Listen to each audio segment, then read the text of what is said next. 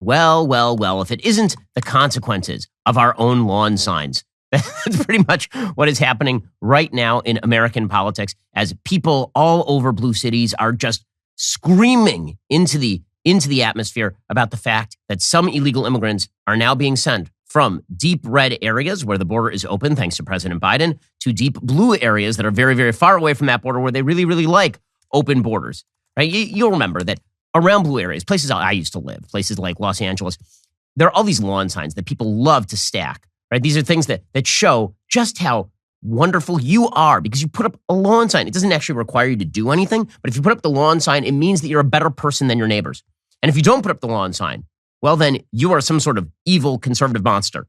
And it's lawn signs that say things like, in this house, we believe Black lives matter. Women's rights are human rights. No human is illegal. Science is real. Love is love. Kindness is everything. Water is wet. And all this kind of stuff, right?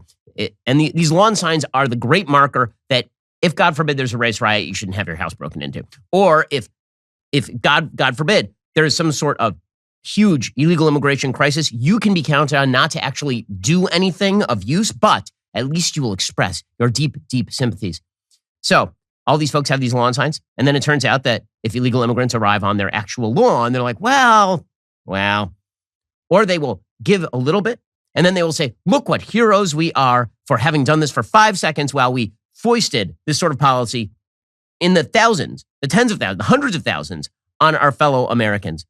Those lawn signs, they really make people feel good on the inside, but they are really just a shield so that you don't have to do much. And when you're called on to do a lot, when you're called on to do nearly anything, then all of a sudden, all of that goes away and it's NIMBYism up and down the block. Then all of a sudden, all of those lawn signs go away and what replaces them is the neighborhood watch sign. Because as it turns out, people don't like the consequences of their own lawn signs. They don't like them at all. The consequences of their lawn signs require them to do things. And that's not what the left is all about. That's not what these lawn sign virtue signalers are all about. They're about making you do things. And so there is great irony to the hue and cry that is now being heard from top to bottom in the Democratic Party about Ron DeSantis sending like 50 illegal immigrants to Martha's Vineyard. Martha's Vineyard has a population of some 20,000 people. It's like 50 people. I mean, the notion that this is going to sink Martha's Vineyard is entirely insane. And it's especially insane given the fact that we have been told that the border is closed. I mean, I don't even know. Why is there a crisis? Is there a crisis? How could there be a crisis? It is currently Friday. Just last Sunday, Kamala Harris, the wisest, fairest, and most immortal of all beings, she actually said on Meet the Press that our border is completely secure in the sense that we have a border and borders should be secure. So they're completely, I mean, this was Kamala Harris, the vice president of the United States, who we know is well qualified for her position specifically because she's a black woman. So, I mean, there is no greater recommendation of high qualification than that. So here's Kamala Harris, our extraordinarily competent vice president who's been put in charge of the border but still has not visited, explaining that the border is secure just on Sunday. But it seems like the border isn't so secure. But here she is. So who do I believe? My eyes and the Democrats who are now screaming that illegal immigration is a problem when it hits Martha's Vineyard? Or do I believe Kamala Harris? I just don't know what to do, guys. We're going to have 2 million people cross this border for the first time ever. You're confident this border is secure? We have a secure border in that is a priority for any nation, including ours and our administration. But there are still a lot of problems that we are trying to fix, given the deterioration that happened over the last 4 years. We also have to put in place a law and a plan for a pathway for citizenship. You see, the border is secure in the sense that there is a border that should be secure, and we care about that, so it is secure because borders. You're vice president of the United States. Meanwhile, you have Eric Adams, the mayor of New York, suggesting, if you think that Joe Biden doesn't have a handle on the border, you're sleeping under a rock, man. This guy is totally in charge of the border. He knows exactly what he's doing. Also, can we declare like a state of emergency and beg the federal government for money in a city of, 8.5 million people because a couple thousand illegal immigrants arrived here? I mean, it's a giant emergency, but let's just say this. Joe Biden is completely in control, not of his bowels so much, but definitely in control of the border. Not going to be like those municipalities and states where we fly people to Martha's Vineyard, where we put people on buses and have them fail to get the basic items they need. And anyone who states that this administration does not have a handle on this crisis. They must have been sleeping under a rock. I love this. Okay, in the same press conference where Eric Adams says that this administration has a handle on this crisis, he also announced that New York City is reassessing longstanding procedures that stem from a law requiring the city to shelter undomiciled people. Brendan McGuire, the chief counsel for the city, said, quote, "We are reassessing the city's practices with respect to the right to shelter. It's important because we don't exist in a vacuum to reconsider the practices the city developed that flow from the right to shelter." In fact, New York City has basically said that they are reaching a breaking point. Why? Because since May, some 11,000 asylum seekers have arrived. 11,000 in a city of 8.5 million. And can I just point out that over the course of the past year, 2 million illegal immigrants have arrived in the United States, and they are largely descending on towns like Del Rio, Texas. Total population like 35,000. They got Eric Adams out there simultaneously saying we have an emergency in New York City because 11,000 people showed up in New York City. By the way, I'll bet you 11,000 people have left New York City over the course of the last year. When he says 11,000 people showed up, national emergency, also Joe Biden is in control. It's very clear that Joe Biden is not in control. And this is the thing that Democrats refuse to say. The real problem with illegal immigration is not coming from Florida. The real problem with illegal immigration is not coming from Texas. The real problem with illegal immigration is coming from the federal government.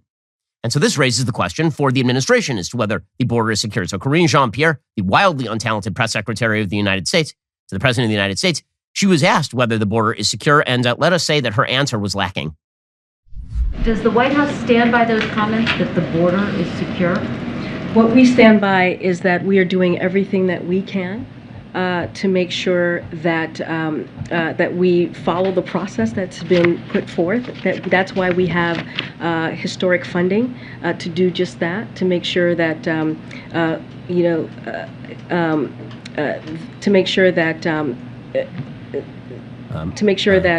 the folks that we encounter at the border be removed or expelled. Is the border secure? I'm just going to refer back to the Vice President. We agree with her. She is saying that there's a lot of work to do. Okay, but that's not what she said. She said there's a lot of work to do and the border is secure.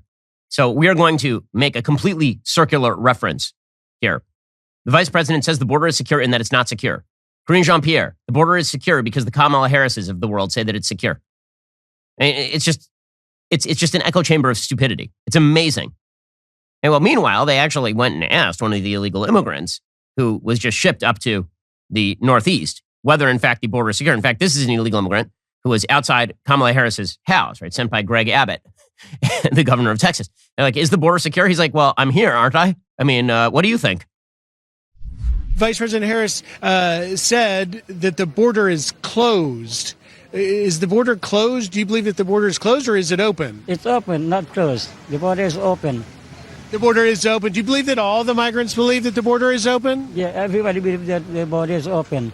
It's open because we enter, we come in, free, no problem. But it's open for you to come illegally, right? Illegally, yes, illegally, that's true. And you came illegally? Yeah, we came illegally, not legal. He's outside Kamala Harris' house. I'm sorry. That's really funny. I mean, it's funny in a very darkly humorous way, but like, come on. You got Kamala Harris on site. The border is secure. And then outside her house, there's a guy like, yeah, no, I'm here. Like, I'm right here. And I went through the border illegally. And no, it's not secure. Well, really well done on the part of the Democrats here. Really, really well done. Well, Ron DeSantis, of course, has sort of taken the PR lead here by sending illegal immigrants up to Martha's Vineyard. As we'll get to in a second, thoughts and prayers to the residents of Martha's Vineyard on their Tony Island. I mean, just honestly, our hearts go out to them. When I look at the most victimized people on earth, I think of like the Kurds in Iraq. I think maybe the people of Hong Kong who've now been subjected to Chinese tyranny. I think lots of sub-Saharan African countries where people are living barely above subsistence level. And I think of the residents of Martha's Vineyard who every so often might have to look at an illegal immigrant in Martha's Vineyard now. I mean, it's devastating. It's a devastating turn of affairs for those people. Governor Ron DeSantis, who had the great temerity. I mean, this guy's, as we will see, a massive human rights violator for putting illegal immigrants on an air-conditioned charter airplane and sending them to one of the most Tony parts of the United States where every leftist vacations. I mean, it's really difficult. I mean, the comparisons that you're about to see from the left here between Martha's Vineyard and Auschwitz are really a little off, shall we say. Anyway, here is Ron DeSantis saying, listen, you guys, you want to get to a sanctuary state, right? You don't want to get arrested by ICE. You don't want to get sent back down south of the border. So we're sending you where you will be most safe, to a sanctuary city. I mean, they're begging for it. They say, come here and be free. Okay, so I'm helping you. Here's a free plane ticket. Ron DeSantis, great humanitarian. We've had different operations in the Panhandle where we've stopped human smugglers. There have been criminal charges brought. There have been drugs seized. There have been a whole bunch of things. But yes, if you have folks that are inclined to think Florida is a good place, our message to them is we are not a sanctuary state, and it's better to be able to go to a sanctuary jurisdiction. And yes, we will help facilitate that transport for you to be able to go to greener pastures. Okay, so, by the way, many of the residents of Martha's Vineyard, it should be said, are actually handling this really well. Like, they're actually providing charity to people. Okay, great. Good. So you're living out your law and sign, and congratulations to you. But that's not how the media and the politicians are treating it. They're treating this like this is a great assault upon blue state America. It's a great assault for illegal immigrants to go to New York City or Chicago or Martha's Vineyard.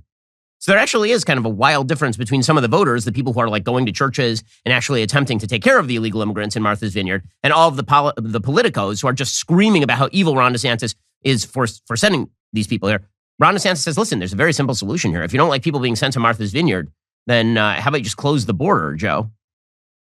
The minute even a small fraction of what those border towns deal with every day is brought to their front door, they all of a sudden go berserk, and they're so upset that this is happening. And it just shows you, their virtue signaling is a fraud. So our message is, we're not a sanctuary state. We don't have benefits or any of that. There are some sanctuary jurisdictions, and that would be better. Now, what would be the best is for Biden to do his damn job and secure the border. Well, of course, that's exactly correct. Christina Pashaw, the spokesperson for Ron DeSantis' campaign, said that the Biden voters on Martha's Vineyard, well, listen, Barack Obama has a $14 million home there. He's got some extra bedrooms. So, literally, anytime he feels like housing some people over there, he is free to do so. It's empty most of the year, so what exactly is the problem? Where are the great humanitarians? Let's see this thing. As I say, there are some humanitarians over there who are actually doing it, but not the people who are complaining. Martha's Vineyard has actually declared a humanitarian crisis over the arrival of 50 illegal immigrants. Apparently, the Martha's Vineyard community put out a full-on statement. The statement is rather lengthy. It says, update. We continue to provide shelter, food, and care to individuals that arrived on the island yesterday. A coalition of vineyard towns, community-based, and nonprofit groups are assisting in this effort. We'll continue to work very closely with our state partners who have pledged support and resources for any unmet needs we may have. As we do with any shelter operation, we are focused on meeting the immediate needs of people who are sheltering and engaged in contingency planning if the situation changes. And they said, of course, that this is essentially an emergency situation. They declared that it is a humanitarian crisis. A humanitarian crisis is, and thoughts and prayers. If Martha's Vineyard has a flag, we can all put it in our Twitter profile so that we can really feel solidarity here. The reason that I have a little bit less sympathy, shall we say, for all the members of the media who are freaking out about all of this, and some of the members of Martha's Vineyard who have backed mass illegal immigration, is that the kind of numbers we're talking about in Martha's Vineyard are nothing. Okay, they're really nothing, comparatively speaking, to the border towns. I know what you're thinking. It's time to binge some more Ben Shapiro videos. Well, you are right. You should. But first, like and subscribe. Perfect. I'll see you in the next video.